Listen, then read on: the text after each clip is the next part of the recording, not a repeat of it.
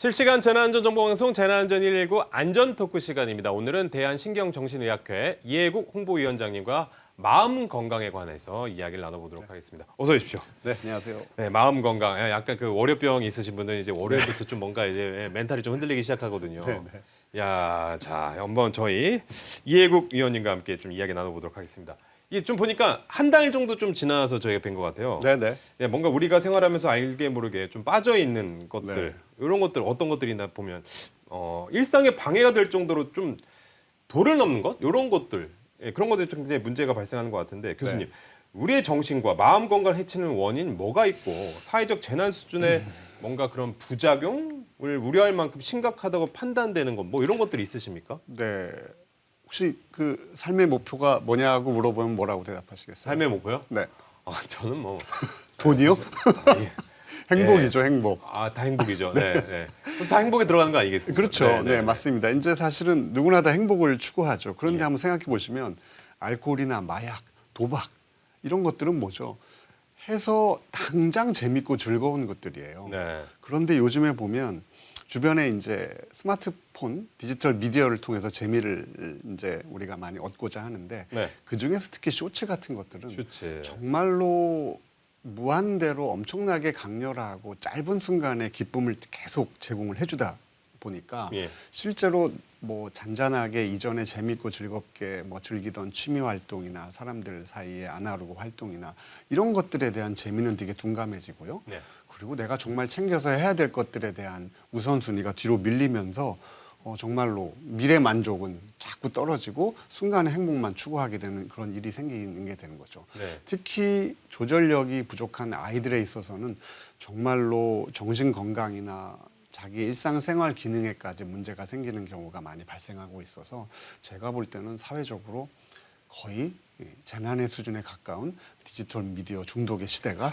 문제다 이렇게 생각을 합니다. 디지털 미디어 중독의 시대. 그러니까 얼마 전에 마인드런도 잘 또 성황리에 끝나지 그렇죠. 않았습니까? 그러니까 사실은 예. 오늘도 아침에 저희 모임에서 출근하면서 예. 달리기로 출근했다라고 하지만 네.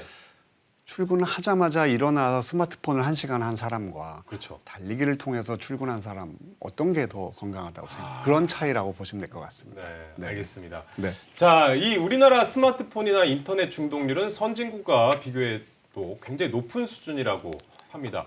이게 왜 빠져드는 걸까요? 일단 그 준비된 뉴스부터 함께 보시겠습니다. 고등학교 3학년 김모군, 온라인 게임에 열중입니다. 주말에는 한 8시간 정도 하는 것 같고 평일에는 한 4-5시간 하는 것 같아요. 게임을 안 할 때 김군을 유혹하는 건 소셜미디어, 특히 숏폼 형태의 콘텐츠들입니다. 한 2시간 정도는 그냥 빠르게 가버리고 하루에 막 5시간도 그냥 우습게 보는 경우도 있어요. 끊어야 된다는 생각이 드는데도 잘 안 되는 거죠. 중독성이 심해가지고 계속 내리다가 못 멈추게 되는 것 같아요. 김군은 현재 스트레스 장애와 ADHD를 겪고 있습니다. 말릴 수가 없어요. 식사하는 것조차까지도 거실에서 못 먹어요. 결국에는 집이 자기 방이 PC방이 돼요. 중독적인 디지털 콘텐츠들은 청소년에게서 잠을 빼앗아간 다음 삶의 중요한 것들을 차례로 앗아가곤 합니다. 그런 콘텐츠를 보느라 수면의 깊이가 좋아지지 않고 수면 시간이 짧아지면서 그런 뇌 회복의 시간이 줄어드는 것 때문에 2차적으로 생기는 스트레스 누적, 그리고 집중력의 부족, 그걸로 인해 이제 우울 불안의 증가 이런 것들이 간접적으로 생기는 현상이 다 같이 있습니다. 청소년기에는 생활 계획이나 통제를 담당하는 뇌 영역이 주로 발달하는데 이 시기 중독이나 수면 장애는 적절한 뇌 성장을 방해해 생애 장기간에 걸쳐 악영향을 줄 수 있습니다.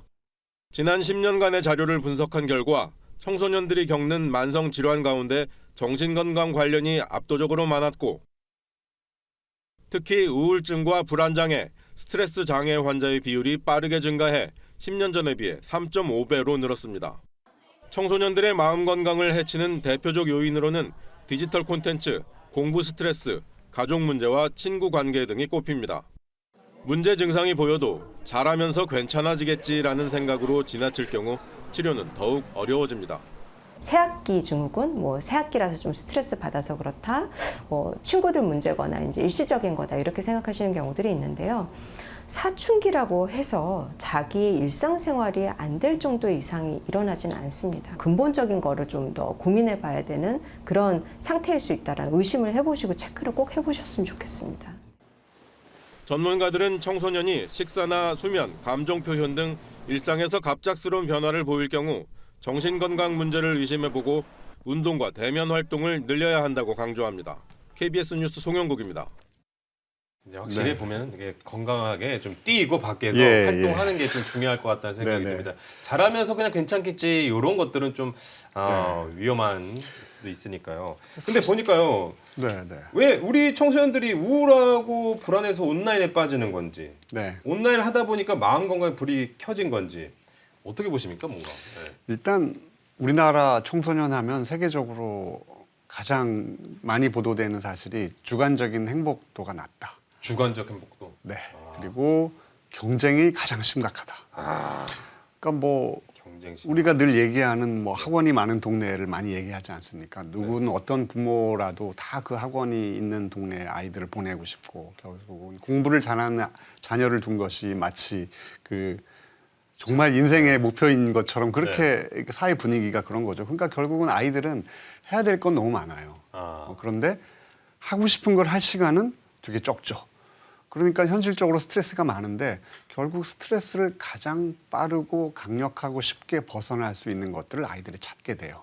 그게 결국은 디지털 미디어인 거예요. 그리고 부모들 입장에서도 야 그래 학원도 갈 때도 많고 할 것도 많은데 밖에 나가서 놀 시간도 없으니까 그 짬짬이 잠깐 미디어 하는 거에 대해서 되게 또 허용적인 거죠. 그러다 보니까 결국은 본인들의 어떤 심리적 욕구를 빨리 해소할 수 있는 것들에 디지털 미디어를 선택할 수밖에 없고 아이들이 점점 더 거기에 빠져들 수밖에 없는 거예요. 뭔가 인스턴트 음식 같은 느낌으로. 그렇죠. 네. 한번 빠지면 다른 음식에 네. 대한 입맛은 떨어질 수밖에 네, 없잖아요. 빨리빨리 먹을 수 있고. 그렇죠. 네, 금방 뭐 렌즈에 데워 그렇죠. 먹으면 되니까. 또 몸에 좋은 것을 그만큼 이제 맛보다는 영양을 생각하다 보니까 네. 습관이 미리 되지 않으면 예. 인스턴트 식품에 빠진 거랑 똑같은 이치라고 보시면 뭔가 됩니다. 건강 집밥이 아닌 그렇죠. 인스턴트를 찾는. 그리고 또 어떤 아이들은요. 예. 어려서부터 좀 에너지가 많은 아이들이 있어요. 그렇죠. 그 놀이를 추구하거나 활동을 추구하거나 자극을 추구하는 에너지가 되게 많은 아이들이 있는데 그거를 사회적으로 다 부모나 사회가 지역사회나 학교가 그걸 다 받아주지 못하기도 하고요. 또 어떤 아이들은 아까 말했지만 가족이나 친구 공부에서 어떤 만족스러운 어떤 만족을 갖지 못해요. 그러면 그 우울한 것을 벗어날 수 있는 방법으로 빠르고 강력한 디지털 미디어를 선택하게 된다는 거죠. 예, 그렇군요. 네네. 아니 그 온라인에 중독된 환자를 진료하면 이게 네. 어떤 특징들이 좀 있습니까? 대부분 어떻게 보면은요. 네. 이 아이들은 기본적으로 그 트라우마나 스트레스에 노출되어 있는 아이들이 되게 많아요. 네. 그러다 보니까 아까 말씀드린 대로 어떤 본인의 어떤 스트레스를 해소할 수 있는 건강한 방법을 스스로 찾는 데 많은 어려움을 겪기도 하죠. 네네. 그리고 또 어떤 아이들은 말씀드린 대로 ADHD와 같은 공존장애를 겪고 있는 아이들도 많이 있습니다. 그러니까 현실의 생활에서 빨리 만족을 못 얻게 되니까 네. 가상세계를 통해서 자극적인 콘텐츠를 통해서 자신의 어떤 심리적 욕구를 충족하고자 하는 네. 경우도 많고요. 네. 그리고 또 사실은 부모가 맞벌이다 뭐다 해서 아이들하고 충분히 예컨대 초등학교 고학년 정도가 돼도 아직도 뭔가 놀이를 할 수 있는 그런 욕구가 되게 많은데 그런 것들을 부모가 충분히 충족시켜주지 못하는 경우도 많아요. 네. 그러니까 여러 가지 환경적으로 개인적으로 이렇게 좀 어려운 문제들이 있을 때 그것들이 제대로 해소될 수 있는 방법을 못 찾으면 네. 디지털 미디어로 쏠리게 된다는 거죠. 얘기 들어보니까 확실히 그 마인드런 같은 행사들이 네, 많이 그럼요. 좀, 네, 그래서 아이들 네, 네. 같이 좀 네, 네. 뛰면서 네, 네, 네. 그럼 뭐 부모님과 같이 또 그럼요. 그러잖아요. 실제로 보면은 그 우리가 아이들의 발달에 특히 아버지가 중요하다는 얘기도 많이 하거든요. 네네. 그건 왜냐하면 특히 에너지가 많은 아이들은 여자아이들이나 남자아이들이나 신체 놀이에 대한 요구가 되게 많아요. 근데 신체 놀이에 대한 요구를 엄마들이 다 사실은 해소해 줄 수 없어요. 네. 그래서 아빠들이 특히 더 양육이나 아이들과의 소통에 적극적으로 참여하는 것이 정말 중요하다고 그러니까요. 생각합니다. 네. 그런 여러 시간을 가지 좀 많이 보내고 네, 저는 많이 보내고 네, 있습니다. 네, 저는 네. 굉장히 시간이 많아가지고. 네. 근데 그 보니까 그 1분 안팎의 짧은 동영상 그 쇼폼이라고 하잖아요. 네, 네, 네. 요거 한번 보면 사실 저도 시간 가는지 모를 정도로 그렇죠. 계속 보게 되는데. 네, 맞습니다. 야, 이 쇼폼 중독도는 의존 장애를 진단하는 기준 이런 거 어떻게 됩니까? 이게- 저도 굉장히 많이 보거든요. 네.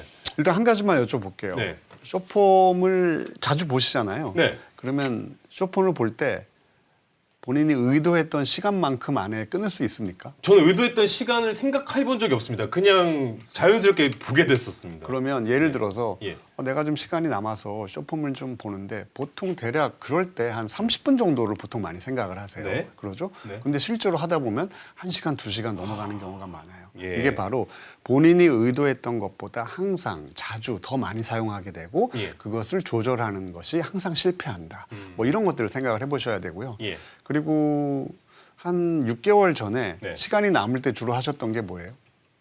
시간이 남을 때. 남을 때 주로 보셨던 컨텐츠나 주로 했던 행동, 활동들이. 저 뭐 축구 영상이나 그렇죠. 이런 것들 많이 봤어요. 요즘은 시간이 남을 때 주로 뭘 많이 하세요? 저 시간이 남을 땐 육아를 하고 있어요.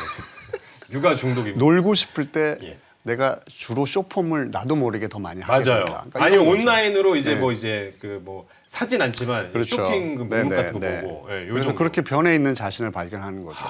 내가 어쩌다 보니까 시간이 남을 때만 유일하게 하는 게 쇼폼이 되었지. 그런 식으로 돼버리면. 그러니까 우선순위가 된다. 우선순위가 예전 네. 아니었는데 그렇죠. 지금은 네네. 돌이켜 보니까 네네. 무조건 시간 남을 때 네네. 하는 게 이거면 네네. 그게 이제 그렇죠. 위험한 그리고 예를 들어서 상황이군요. 전철을 타다가 내려야 되는데 쇼폼을 계속 넘겨보다 보니까 지나가는 경우.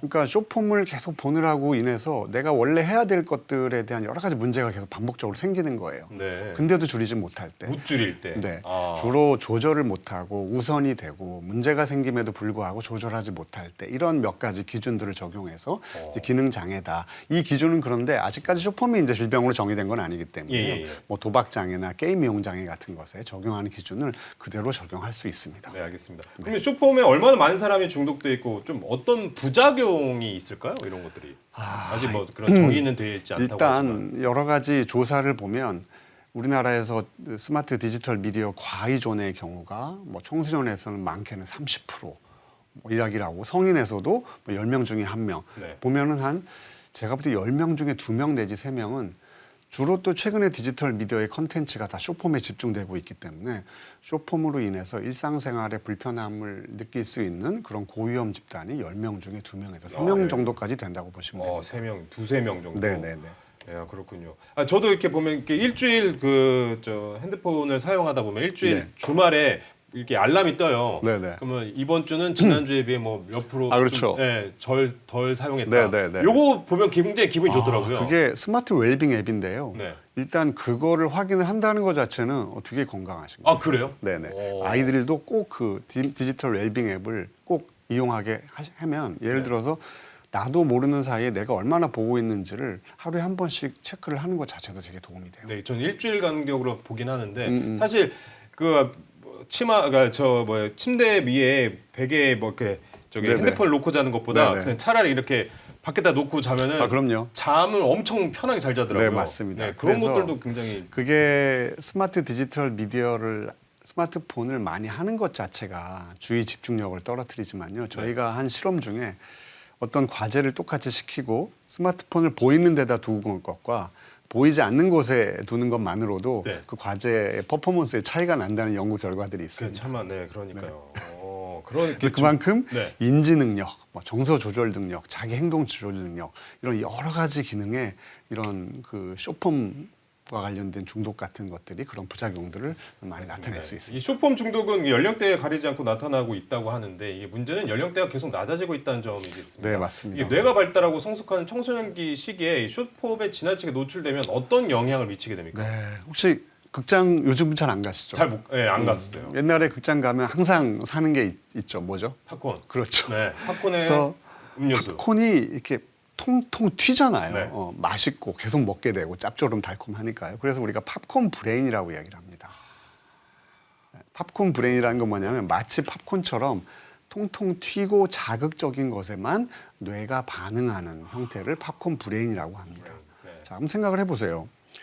우리 뇌에는 이제 도파민이라는 것이 분비가 되면 네. 도파민이 분비되는 행동이 어떤 동기를 부여하는 그런 역할을 하게 됩니다. 네. 지금 이제 뇌 사진이 나오고 있는데요. 네. 그 뇌 아주 아래쪽 중심부서부터 중뇌 변연계까지 가는 회로를 이제 보상회로라고 하고요. 저 회로가요. 이 보상회로의 말단에서 도파민이라는 것이 분비가 될 때 쾌감이나 기쁨이라는 감정을 느끼게 됩니다. 예. 그러면 결국은 신호가 저렇게 전달이 되면 도파민이 이제 분비가 되는 거예요. 예. 그러면 내적으로 편안하다, 즐겁다, 기쁘다 이런 감정을 느끼게 되면 그게 결국 보상이라는 것으로 작용을 하게 되는데요. 네. 근데 이 도파민을 분비시키는 그런 행동이나 물질이 있습니다. 가장 대표적인 마약. 그죠? 네, 어, 마약. 네. 네. 그리고 근데 사실은 엄마가 안아주거나 그리고 뭘 잘해서 칭찬을 받을 때도 도파민이 분비가 되게 돼 있어요. 그럴 때도 나오고. 사실은 뭐 조물주가 사람을 만들 때 중독이 되라고 이 보상 회로를 만들진 않았겠죠. 물론 이제 뭐 성행위나 뭐 먹는 행위 같은 생존에 꼭 필요한 행위를 할 때도 도파민이 분비가 됩니다. 생존에 필요한 네. 거죠. 그리고 나머지 도파민이 분비가 되는 것은 뭐 내가 뭘 성취를 했거나 잘했거나 뭐 인정을 받았을 때 그 행위가 도파민을 분비가 시키게 되는 거예요. 예. 그런데 생각을 해보면 쇼폼이나 디지털 미디어 콘텐츠 같은 것들은 너무나 도파민이 강력하게 빠르게 분비가 되기 때문에 뭐 일반적으로 사회적으로 필요한 정서적인 교감이나 이런 걸 통해서 도파민이 분비가 되는 것을 완전히 다 잠식하고 점령을 해버린다는 겁니다. 그래서 아주 빠르게 변화하는 자극적인 콘텐츠가 아니면 주의를 집중할 수 없는 거예요. 그래서 그걸 팝콘 브레인이라고 합니다. 그렇게 되는군요. 네, 그래서 근데 우리가 보통 인생에 도움이 되는 콘텐츠나 행위들은 어때요? 시간이 좀 걸리죠. 그렇죠. 네, 공부가 그렇고 예. 일이 그렇습니다. 네네. 근데 결국은 공부나 일은 너무너무 하기 싫어지고 너무너무 재미가 없어요. 네. 결국은 쇼폼이나 짧은 디지털 미디어 콘텐츠에만 내 시간을 다 써버리게 되면 결국 일상생활의 기능이나 이런 것들이 떨어지게 되는, 결국은 이게 아주 단순한 쇼폼 중독으로부터 이렇게 엄청나게 큰 심각한 결과가 나타날 수도 아니 있다라는 얘기 거죠. 들어보면 마약은 딱 듣기만 해도 이거 위험해. 그럼요. 이건 안 돼. 하면 안 되는 거야. 뭐 네네. 이제 사회적으로 그런 분위기고 확실히 네네. 그렇잖아요. 네네. 근데 쇼폼은 뭐 그렇게 생각 안 하고 이렇게 위험하다고 생각 안 하고 그냥 그렇죠. 자연스럽게 그냥 노출되기 때문에 이게 네네. 더 문제인 것 그렇죠. 같다는 생각이 드네요. 그냥 접근성의 문제라고 보시면 될 것 같아요. 예. 그래서 우리가 마약을 선택하는 사람들은 정말로 이런저런 다른 여러 가지 그 위험을 감수하는 그렇죠. 아주 그런 성향들이 되게 많아요. 어. 근데 우리 아이들은 아주 기본적으로 놀고 싶은 욕구들은 다 있잖아요. 예. 근데 그런 아이들이 그 욕구 때문에 마약을 하진 않아요. 야. 다만 그런 욕구를 가장 쉽고 빠르게 네. 마치 위험해 보이지 않도록 사용할 수 있는 게 바로 디지털 미디어라는 건데, 한번 생각을 해보세요. 우리가 막 달고 맛있는 음식만 먹다가 몸에 좋은 음식을 먹으라고 슴슴한 하면 거, 예. 안 먹게 되죠. 맛이 없죠. 그러면 어떻게 됩니까?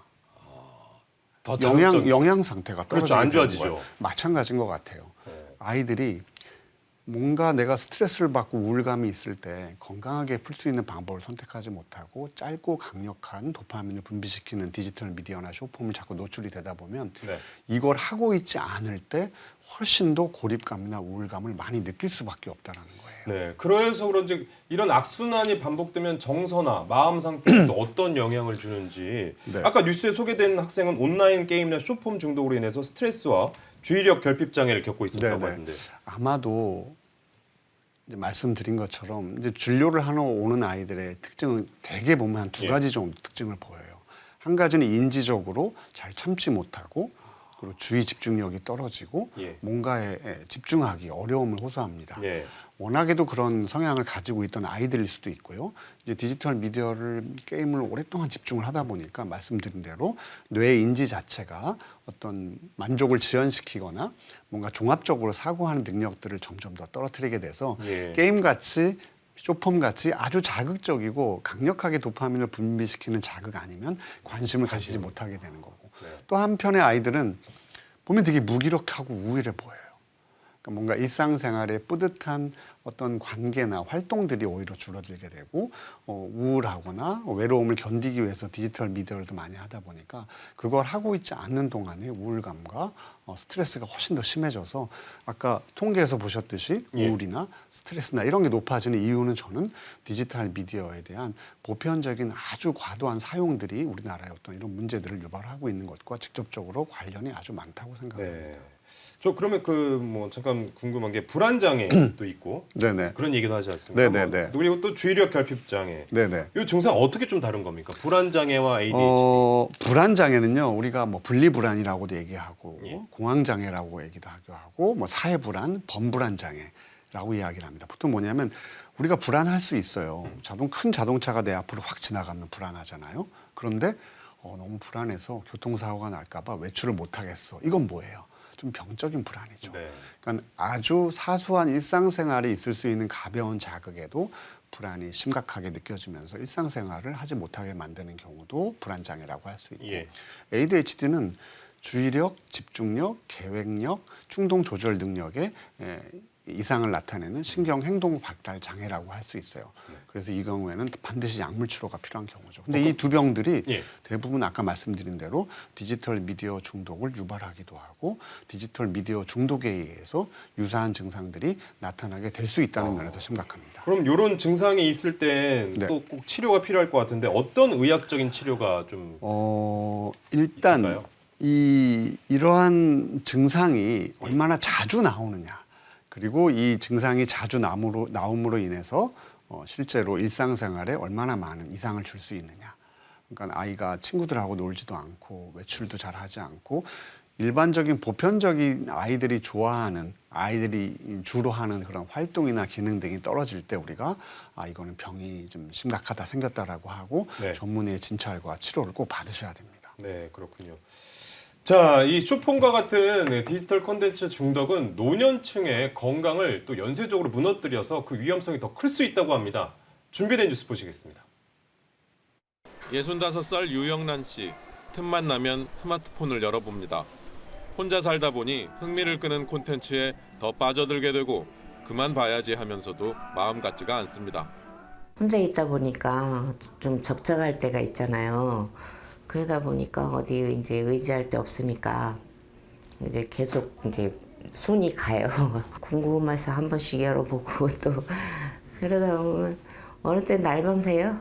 이거 딱 끊고서 이제 잊어버렸으면 좋겠다 생각을 하기도 많이 해요. 근데 또 그게 안 되더라고.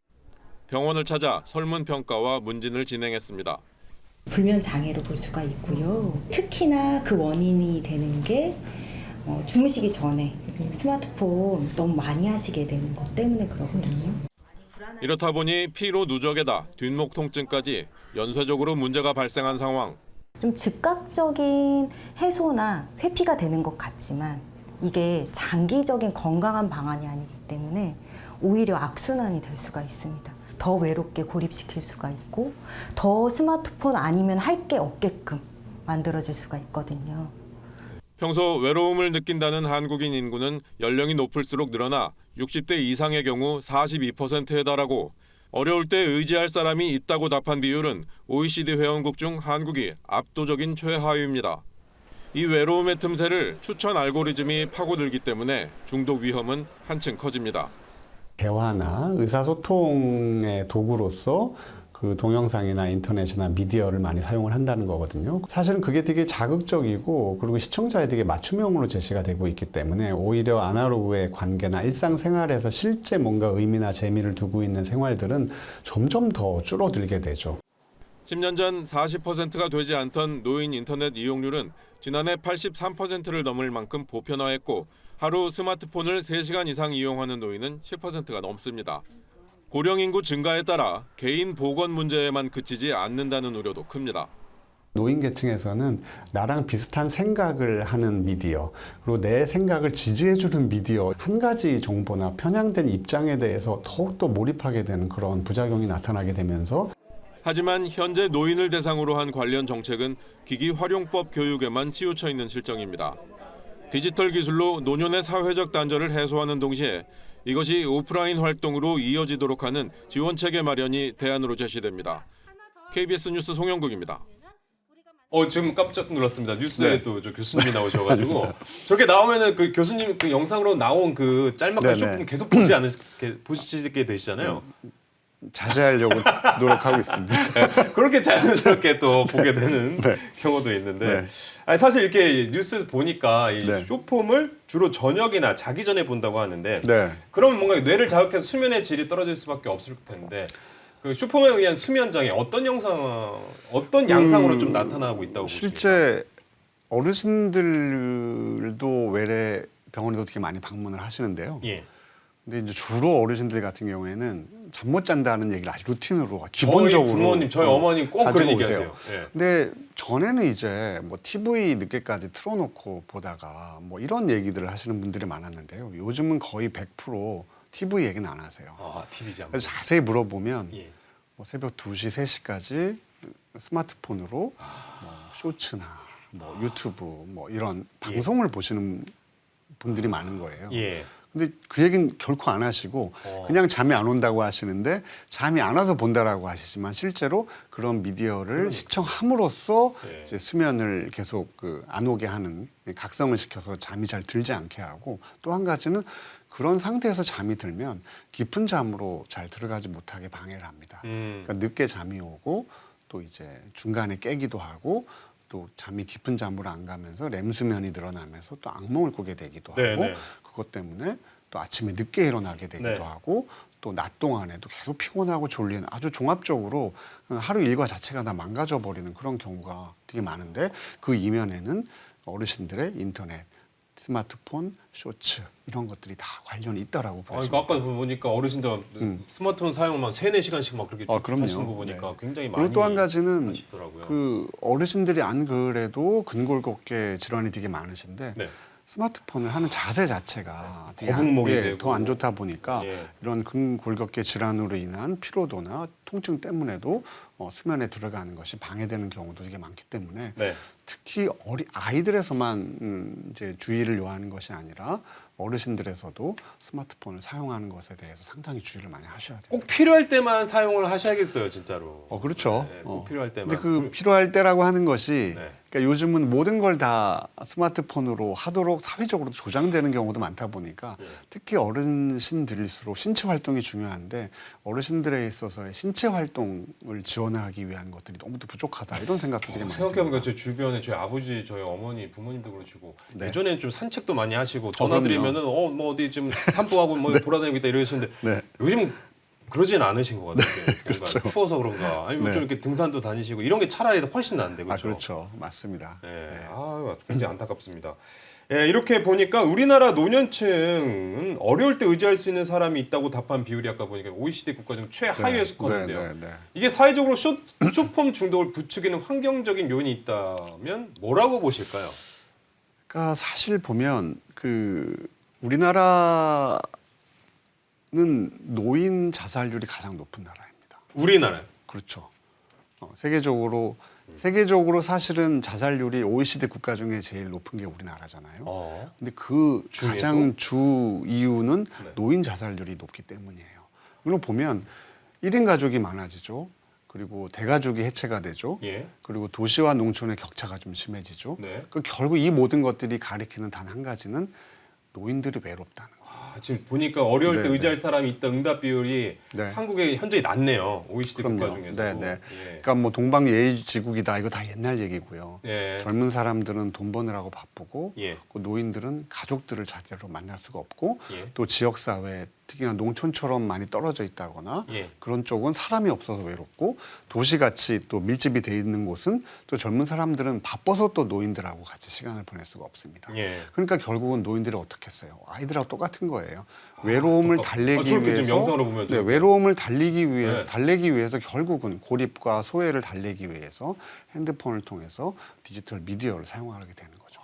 그런데 예, 예. 그 주변에 보면 그 어머니 아버지가 주로 시청하는 콘텐츠들이 예. 좀 젊은 사람들하고 다른 거 못 느끼세요? 조금 달라요. 네.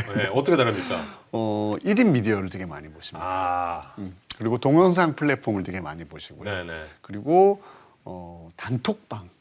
아 거기서 공유된 것도 링크 걸어가지고 단톡방, 예. 밴드 이런 거, 예, 밴드. 약간 동호회 이런 걸 또 되게 많이 동호회. 하세요. 예, 예. 그리고 외로우니까. 그리고 맞네요. 또 어르신들은 뭐 재미있는 콘텐츠도 보지만 또 심각한 것들. 뉴스를 예. 또 되게 많이 봅니다. 근데 예. 이게 또 뭐냐면 뉴스라고 하는 것이 원래 정보를 주는 거잖아요. 맞아요. 그런데 보면 1인 미디어에서 제공하는 뉴스나 동영상 플랫폼에서 제공하는 뉴스들은 한 가지 입장을 아주 강력하고 일관되게 반복적으로 계속 이야기를 하는 경우가 되게 많아요. 소위 약간 뭐 세뇌하다. 그렇죠. 그래서 디지털 세뇌라고도 이야기를 하죠. 아, 그렇습니까? 그러면 그게 정보로서 기능하는 것이 아니라 네. 나와 생각이 같구나, 나와 입장이 같구나. 그러니까 지지를 받는 하나의 네. 보상의 도구로서 뉴스가 작용을 하는 거예요. 아, 그러면서 마치 친구처럼 옆에서 그럼요. 가까이에서. 맞아. 이렇게 추임새 같은 역할을 하는 거죠. 그러다 그렇군요. 보니까 예. 뉴스를 보면서 재미를 느끼고 옳다구나, 맞아, 그렇지, 얼쑤 뭐 거의 이런 반응들이 나타나게 되는 거예요. 지하자 좋다 이렇게 하는 그렇죠. 거군요. 거의 뭐 그런 상황이 나타나게 되는 거죠. 그러다 예. 보니까 어떤 부작용이 나타나냐면 우리가 어르신들 하면 좀 여유가 있고 너그럽고 인자하고 이런 걸 좀 기대하게 되잖아요. 그런데 아주 좀 편향돼 있거나 약간 날카로워져 있어요. 좀 예, 뾰족뾰족하시고. 고집스럽고 예. 본인들하고 다른 입장에 대해서 좀 더 예민한 그런 부분까지 나타날 수 있어서 예. 사실은 어르신들의 정신 건강에 아이들 못지않게 이 디지털 미디어를 과도하게 사용하는 것이 좀 상당히 부정적으로 제가 작용할 수 있다고 보여집니다. 사실 디지털 미디어를 뭐 하지 말라고는 말 못하니까 추천을 좀 제가 드리면 어르신들한테 재난안전 119를 좀 보세요. 그러면 굉장히 좋은 정보들이 많고 살아가기 위한 정말 깨알 꿀팁들이 많지 않습니까? 네, 네, 네. 꼭 이거 제가 추천해 드리도록 네. 하겠습니다. 이거는 저희 쇼츠도 많이 이렇게 막 이런 건 봐도 돼요. 이건 굉장히 좋은 건강식이에요. 이건 네, 건강식. 아주 자극적이진 않아서 약간 아주 자극도 있어요, 살짝. 예, 예, 예. 네. 그런데 이제 뭐 사건 사고도 이런 것들 저희가 또 저희가 보내드린 정보들 이런 거 네. 좋으니까 꼭 이런 거 봐주시기 바라겠고요. 근데 그 노년층에 그 보면 외로워서 쇼폼을 봤는데 네네. 이게 재밌는 게 볼수록 더 외롭게 느낄 수도 있다고 하는데 이게 뭔가요? 그럼요. 이게 그러니까 사실은 앞서 나왔지만 이 디지털 세상의 연결은 예. 정말로 재난이라든지 예. 뭔가 도움이 필요하다든지 예. 정말 때에 맞는 정보를 얻는다고 할 때는 이것만큼 좋은 게 없어요. 맞습니다. 옛날에는 사람이 방문하고 얼굴을 보고 만나서 할 때까지 기다려야 되잖아요. 하지만 지금 디지털 미디어라는 거는 정말 급하거나 딱 유익한 정보나 이럴 때는 이것만큼 좋은 게 없는 예. 거죠. 그런데 정서적 교감이나 어떤 이 마음의 연결을 디지털 미디어로 한다고 생각을 해보세요. 그러면 딱 현실을 돌아보면 어때요? 네. 그러니까 디지털 미디어와 아날로그의 어떤 정서적 결핍이 더 차이가 심해진다는 예, 거예요. 예. 결국은 그래서 점점 더 디지털 미디어에 매달리게 되고 그럼 디지털 미디어를 하고 있지 않을 때는 네. 훨씬 더 큰 어려움과 고립감을 느끼게 된다는 거죠. 그래서 사실은 우울감이나 그 이런저런 많은 연구들이 나오는데요. 실제 아이들처럼 노인에서도 디지털 미디어 쇼폼을 이용하는 시간이 늘어남에 따라서 주관적인 외로움이나 고립감들이 더 심해진다는 연구들도 많이 보고되고 있습니다. 아, 네, 그렇군요. 자, 이 고령 인구가 증가하고 있어 단순히 개인의 문제로만 봐서는 안 된다는 네, 지적이 맞습니다. 있습니다. 네. 어떻게 생각하십니까? 사실은 앞서 말씀드렸지만 노인 자살률이 저는 우리나라 노인의 우울하고도 되게 많이 관련이 되어 있는데요. 그뿐만이 아니라 노인들이 실제 연결할 수 있는 아날로그적 자원이 너무 없다라는 것도 되게 심각하다는 생각이 듭니다. 그래서 사실은 이 디지털 미디어를 노인들이 적절하게 사용하는 것은 아주 현실적인 즉각적인 외로움이나 정보의 결핍을 해소하는 데 도움이 되지만 네. 노인들일수록 여러 가지 신체 활동이나 아날로그적 자원들하고 연결되는 것들이 훨씬 중요하기 때문에 어떤 지역사회 차원에서 이렇게 어른들이 젊은 사람들이 도와줄 수 있고 그리고 또래 어른들이 모여서 같이 서로 위로하고 공감할 수 있는 그런 활동들이 훨씬 더 많아져야 되고 그걸 통해서 좀 이런 디지털 미디어에 더 많이 네. 쏠리게 되는 현상들을 막는 것이 중요하다고 생각을 합니다. 아니 그러니까 이거 계속 여기에만 몰입되어 있으면 그 보이스피싱이나 그런 피싱 그럼요. 범죄에도 네. 예, 굉장히 그래서 노출되기 실제로 쉽잖아요. 미국에서는 디지털 미디어의 쇼폼의 문제도 심각하지만 네. 온라인 쇼핑을 통한 사기나 파산하는 노인들의 사례가 많이 보고되고 있기도 아, 합니다. 파산까지 가는. 그럼요. 왜냐하면 그러니까 이 쇼핑을 하는 교환원이라든지 뭐 챗봇하고 계속 대화하면서 계속 돈을 써버리는 거예요. 아, 챗봇한테 네네네. 속아가지고요. 네네네. 그래서 그런 경우도 많이 보고되고 있기 때문에 예. 어찌됐건 노인들의 외로움을 사회적으로 제도적으로 잘 해결해주지 않으면 여러 가지 심각한 네. 자살과 같은 문제까지도 나올 수 있기 때문에 네. 대책이 좀 필요하다고 이게 뭐 봅니다. 청소년뿐만 아니고 노인들까지 이게 전 네네. 사회적인 재난이 될 수도 그럼요, 맞습니다. 생각이 드는데 네네네. 자 그럼 이렇게 디지털 미디어에 중독된 환자는 어떻게 치료를 해야 됩니까? 일단은 말씀드렸듯이 ADHD나 우울과 같은 불안과 같은 정신과적인 문제가 있는 분에서 디지털 미디어 중독이 더 잘 되기도 그런 하고요. 분들이 더 그렇죠. 노출되기 그리고 쉽다. 또 그런 디지털 미디어 또한 사용으로 인해서 우울 불안과 충동성 문제가 또 심각해지기도 합니다. 네. 그래서 그런 공존 장애나 공존된 정신 건강에 좀 문제가 있는지를 정확하게 파악을 해서 필요하다면 예. 약물 치료나 집중적인 치료를 해주는 것이 디지털 미디어 사용 문제를 해결하는 데 도움이 되고요. 또 한 가지는 디지털 미디어 사용과 관련해서도 가족 간의 갈등이 많아지기도 하고 또 가족 간의 갈등이나 뭐 사회적 고립에 의해서도 이런 디지털 미디어 문제 사용이 많아지기 때문에 이런 관계의 문제, 관계의 어떤 부정적인 모습들을 가족 치료나 이런 것들을 통해서 해결해 주는 것도 또 도움이 되고요. 또 한 가지는 사실 이런 특별한 정신과적 행동 문제 취약성 없이도 디지털 미디어 자체가 워낙 재밌기 때문에 처음부터 조절하지 않으면 쉽게 빠질 수 있거든요. 그래서 디지털 미디어 리터러시 교육이라든지 조절력을 키워주기 위한 뭐 인지행동 치료라든지 이런 것들이 좀 중요합니다. 그리고 특히 아이들에 대해선 정말로 건강하게 즐길 수 있는 대안의 재미있는 활동들을 꾸준히 같이 해줄 수 있는 그런 뭐 놀이 멘토링, 놀이 자원 공급 이런 것들이 근본적으로 훨씬 더 중요할 수 있습니다. 아니 예전에는 골목길에 그 친구들 다 놀고 했던 그런 게 있었는데 지금 꼭 이 놀이 취미하는 놀이도 이렇게 요즘은 길에서 놀고 있는 아이들 보면 저 집은 무슨 문제가 있니? 뭐 이런 그러니까요. 게 사실은 부모들의 반응이고 네. 뭐 체육 놀이를 하나 시키려고 해도 주변에 어디 놀아주는데 돈을 내고 시켜야 되는 맞아요. 경우가 많다고 하거든요. 이런 것들을 보다 공공해서 못하게 하고 뭐 안 하게 하기 위한 방법만 찾을 것이 아니라 디지털 미디어 말고도 정말로 재밌고 즐겁게 안전하게 놀 수 있는 그런 거리들을 지역사회 차원에서 좀 저렴하고 안전하게 공급해 주는 것들이 디지털 미디어 문제를 해소하는 데 가장 중요한 대책이 될 수 있어요. 제가 봤을 땐 그 어렸을 때부터 그 뭔가 그 놀이터 문화를 좀 그럼요. 잘 만들어주면 어쩔까 이런 생각이 듭니다. 뭐 동네 좋은 놀이터가 많아도 사실은 부모들이 안 가요? 안내 보내주는 것도 문제이기 때문에 전 사회적으로 다 같이 네. 자 이제부터 이제까지 같이 놀자라는 뭐 시간을 차라리 뭐 정해주든지 그런 것들이 좀 필요할 것 같습니다. 그러니까 그 가족 치료도 굉장히 중요하고 그리고 취미 활동도 같이 할 수 그렇죠. 있는 그렇게 해서 좀 바깥에 나가서 건강하게 또 그럼요. 운동도 하면서 네네네. 할 수 있는 것들이 굉장히 결국 중요해요. 놀이 욕구의 문제이고요. 놀이 욕구, 그 연결의 욕구들을 건강하게 이 사회가 만들어주는 것 이것이 가장 핵심적인 것이 돼야 됩니다. 네, 건강한 사회를 위해서 말씀을 해주셨습니다. 자, 그러면 이 연령대에 따라서 인터넷이나 스마트폰을 지나치게 의존하는 것을 예방하기 위한 대안이 필요해 보이는데 네. 이게 스스로 내가 중독 수준인지 진단하는 방법 이런 건 없을까요? 네, 앞서도 좀 말씀해 드리긴 했지만 이게 뭐 몇 시간 이상이다 그런 진단 기준이 있으면 얼마나 좋겠습니까? 하지만 그렇지 않습니다. 뭐 시간이 많을 때는 쇼폼이든 뭐든 할 수 있죠. 근데 이제 내가 원래 생각했던 것 그리고 하지 말아야 될 시간 이런 것들이 조절력이잖아요. 근데 사용량을 줄이려 하지만 의도한 것보다 훨씬 더 많이 사용하게 되는 것들 예. 그리고 이게 어떤 너무나 우선순위가 돼서 원래 내가 해야 되는 학업이나 업무, 대인관계가 소홀해지는 뭐 이런 소홀해진다. 경우들 네. 그리고 이걸 함으로써 뭐 손가락이나 어깨나 목의 통증 그리고 뭔가 외로움이나 스트레스가 심해짐에도 불구하고 이제 사용하지 못해서 그러니까 조절하지 못해서 일상생활에 지장이 나타내는 경우 뭐 이런 경우라고 할 수 있습니다. 그러니까 주변에서 좀 알아요. 아, 그래요? 주변에서 좀 알고 네. 몇 개 해당되세요? 저 같은 경우는 약간 1번은 해당되실 것 같고. 올해 시청하는 걸 좀 줄이려고 노력은 해요. 네네. 근데 좀 한 두 개, 3번도 약간 손가락 좀 아파요. 네. 요즘 분 게 핸드폰 이렇게 자꾸 이렇게 하고 있으니까 이렇게 관절에도 문제가 좀 네, 생기는 네, 것 네, 같아가지고. 보통 한 가지씩은 네, 다 많이 있는 것 해당이 같아요. 되세요. 네. 한 두 가지 정도 이상이 해당이 된다 그러면 네. 정말로 좀 심각하게. 네, 알겠습니다. 네, 네. 자, 이렇게 여러분도 한번 좀 이렇게 내가 중독 수준인지 한번 네. 자가 진단해보는 것도 좋은 방법일 것 같습니다.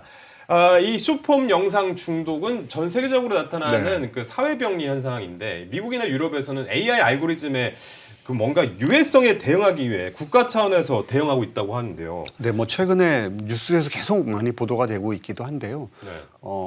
교실 내 스마트폰 사용을 금지한 나라들은 전 세계적으로 되게 많고요. 네. 우리나라도 내년부터 초중고 교실에서 수업 시간 이제 정해진 시간에 스마트폰을 사용할 수 없도록 야, 법으로 그럼 아이들 제도하고 난리 날 것 있습니다. 같은데. 예, 그렇죠. 그거 굉장히 그래서 걱정스러운데. 사실은 뉴스 저는 또 나올 것 같은데. 못하게 하는 것도 중요하지만 예. 그러니까 그거를 못하게 하기 위해서 필요한 뭐 부모, 학교, 선생님, 뭐 지역사회 여러 가지 시설들이 어떻게 그러면 아이들이 스마트폰 안 하면서도 재밌고 즐겁게 자기의 생활을 보낼 수 있는지에 대한 제도적 지원도 반드시 필요하다고 생각을 하고요. 네. 그리고 주로 해외에서 먼저 나왔던 대책들은 어떤 겁니까? 이제 SNS에 가입 계정에 가능한 나이, 예컨대 16세 미만이 SNS 계정을 만들 때 금지를 한다거나 부모의 동의를 받도록 하는 16세 법적으로 미만. 네. 정의한 것들이 많습니다. 네. 14세 이하는 부모의 정의, 16세 이하는 부모의 동의, 예. 14세 이하는 법적으로 아예 만들지 된다. 못하게 만드는 거죠.